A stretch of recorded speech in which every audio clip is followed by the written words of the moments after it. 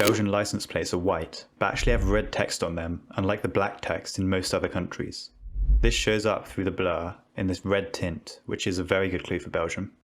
Nearly all the road lines you'll see in Belgium are white, like most other European countries. But it is useful to be aware that you'll often see a lot of bike lanes on the side of the road, and along with the Netherlands, bike lanes are much more common in Belgium than all of the other surrounding countries. In Belgium, most of the time, they'll be marked with these dashed outer white lines. Also, notice this kind of gutter on the side of the road where it dips down slightly.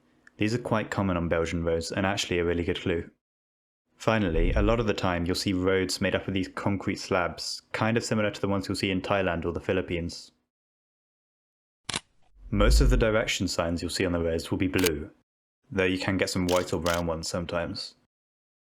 What is useful to know is this distance marker that you'll see on some sides is blue in Belgium. In most other European countries it'll be white. Look out for orange signs and signposts, which you won't always see but can be a great clue. Belgium uses this crossing sign, which is actually pretty unique from other countries around and should help you to narrow it down. The chevrons around bends have red arrows on white, like a lot of the other countries in Europe. You can split Belgium into two halves, Flanders and Wallonia. In Flanders, the main language is Dutch, and in Wallonia, it's French. You can recognise Dutch by some of these common letters and letter combinations, and here are some for French.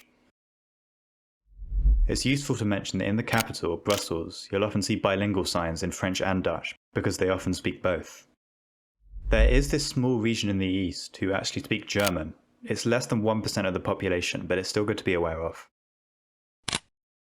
This is what the most common bollard looks like in Belgium. Try not to confuse it with this Danish one, which has an orange stripe. You can also sometimes see this one with two red strips in bigger cities. The reflectors on guardrails will be yellow. The only other places in Europe you'll see this are in Spain and Andorra. Belgian poles can sometimes be a pretty good clue. They'll often have tiny holes running up the side like this one, or bigger oval-shaped holes like in this one. In Flanders, it is pretty common to see houses made from red brick. But in Wallonia, the closer you get to France, you'll see more of these typical French-style stone houses. Note that you'll see a lot of blurred houses in Belgium, though not as many as in Germany. It's also good to know that up in Flanders, it's a lot more flat, with big open fields everywhere, sometimes even below sea level. The more hilly it is, the further down you probably are in Wallonia. To finish up, here's a challenge. See if you can tell which out of the 4 options is in Belgium each time. Good luck.